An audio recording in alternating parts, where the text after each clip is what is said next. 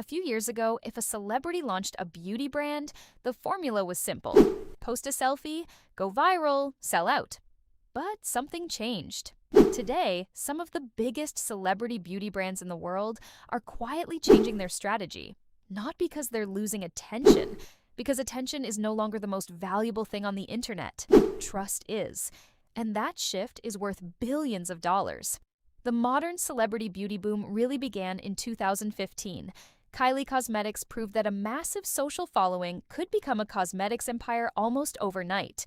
Then came Fenty Beauty, which didn't just sell makeup, it changed the industry by making inclusivity a competitive advantage.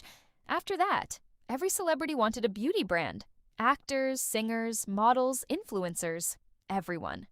For a while, the logic worked. Fame created demand. Demand created sales. Sales created billion-dollar valuations. But by 2026, the beauty market is crowded. Sephora shelves are packed. TikTok is flooded with reviews. And consumers have seen hundreds of celebrity launches. So the question is no longer, who is famous? It's, who do I believe? Hailey Bieber's Rhode is the perfect case study. What made Rhode unusual wasn't the product category. It was the marketing. Rhode didn't rely primarily on traditional celebrity campaigns. Instead, it focused on minimal packaging, repostable aesthetics creator, seeding user-generated content, routine-based storytelling. The brand was designed for TikTok, not television. And it worked. Rhode became one of the fastest-growing skincare brands in the market, eventually leading to a deal with ELF that valued the brand at around $1 billion. But the important part isn't the valuation. It's what the valuation says. Investors weren't just buying skincare. They were buying a community that trusted recommendations enough to convert into purchases.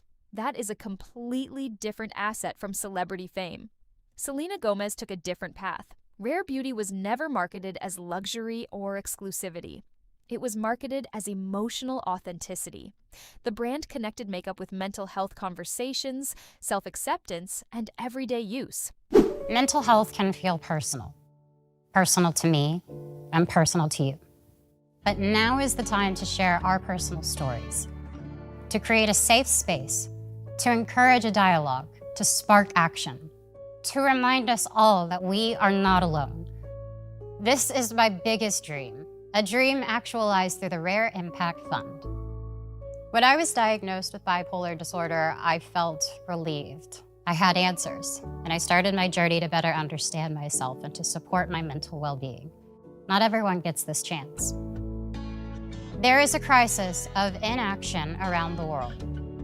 Globally, suicide is consistently one of the leading causes of death among 15 to 29-year-olds, but only around 2% of health budgets are spent on mental health. Everyone, regardless of race, gender, sexual orientation, socioeconomics, or religion, needs access to mental health services. When I started Rare Beauty, I wanted it to be so much more than a beauty brand. I wanted to break down unrealistic standards of perfection, challenge beauty norms, and shape positive conversations. I wanted it to address mental health and self-acceptance. 1% of all Rare Beauty sales are donated to the Rare Impact Fund, which in turn supports organizations that expand access to mental health services and education for young people. And we are already making such a meaningful impact. These impacts are just the beginning. I started the Rare Impact Fund with the goal of raising $100 million, and we are on our way. But we need your partnership. Thank you so much to each and every one of you that's been a part of this journey with me and for helping us make a difference. And that created a different relationship with consumers. Notice what performs best for Rare Beauty online.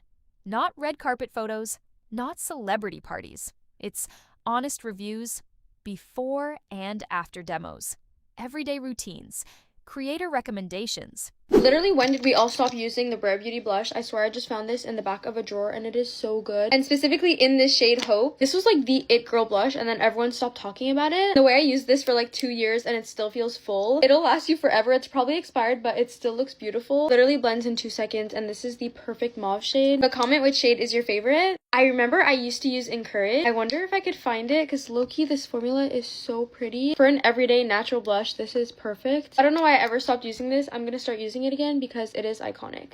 People explaining why they use the product. Rare Beauty succeeded not because Selena is famous. Selena was already famous. It succeeded because the brand made consumers feel that it was built for them, not around her.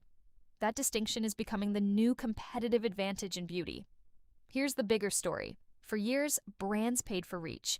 One celebrity could expose a product to 100 million people.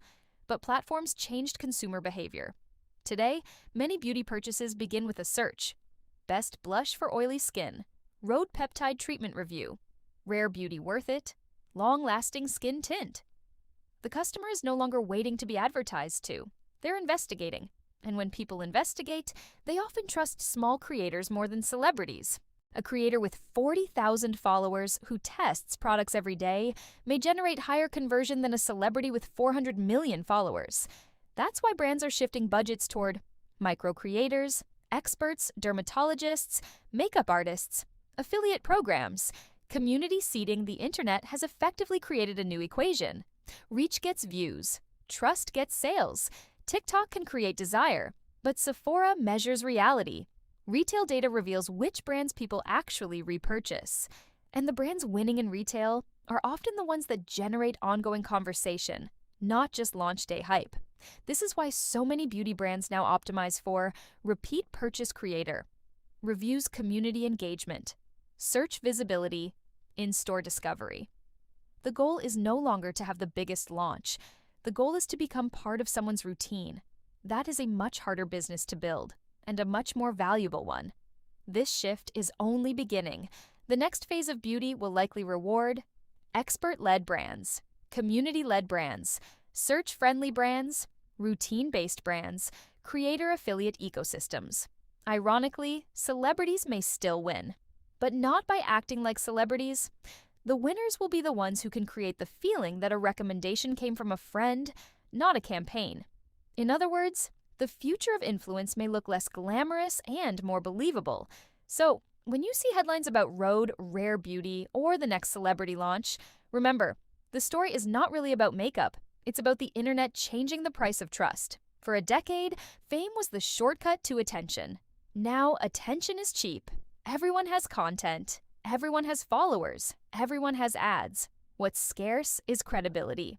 And that's why billion-dollar beauty brands are quietly moving away from the old influencer playbook. Because the most powerful person in beauty today is not necessarily the most famous. It's the person whose recommendation still feels real.